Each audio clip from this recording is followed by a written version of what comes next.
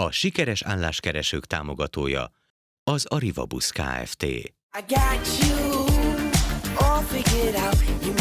Köztudott, hogy munkaerőhiány van. Egyre több nagyvállalat alkalmaz külföldi munkaerőt, így van ez a közösségi közlekedésben is.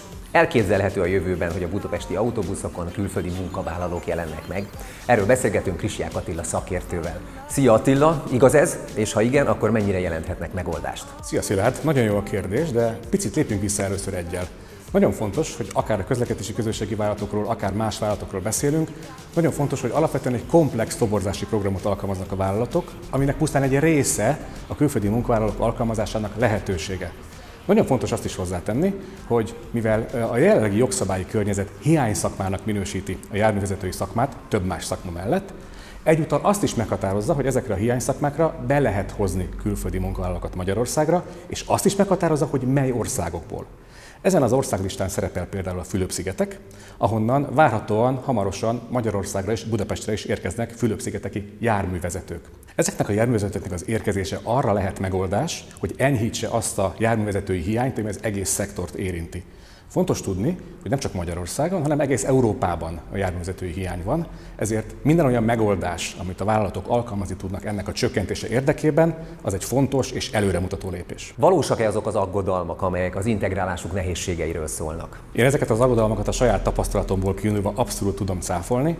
Egyrészt kulturális integrációról van szó, másrészt szakmai integrációról. A kulturális integráció azért fontos, mert az adott munkáltató munkavállalóinak is el kell fogadniuk ezt az új helyzetet, hogy adott esetben külföldi munkatársaik lesznek.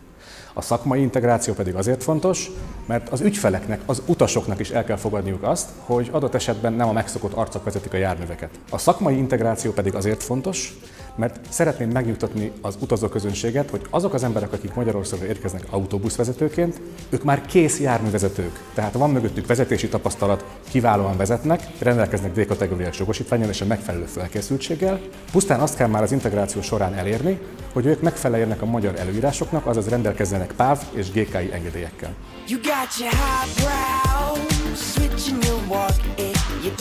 Tudunk-e nézni egy-két konkrétumot, hogyan történik az ő integrálásuk a szolgáltatókhoz? Természetesen, ahogy az előbb mondtam, két területet érint az integráció, az egyik a kulturális, a másik pedig a szakmai.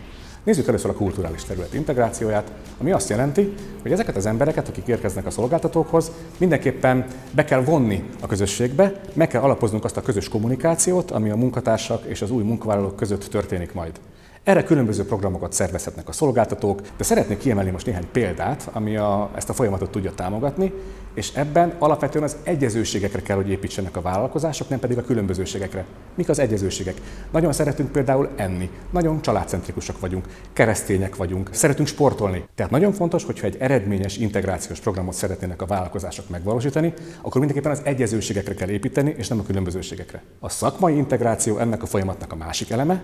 Ez azt jelenti, hogy egyrészt fel kell készíteni ezeket a járművezetőket a budapesti közlekedés sajátosságaira, meg kell őket ismertetni a megfelelő járművekkel, a budapesti közlekedés eseti sajátosságaival, így nagyon könnyen és gyorsan integrálhatók ezek az emberek a munkatársi közösségbe.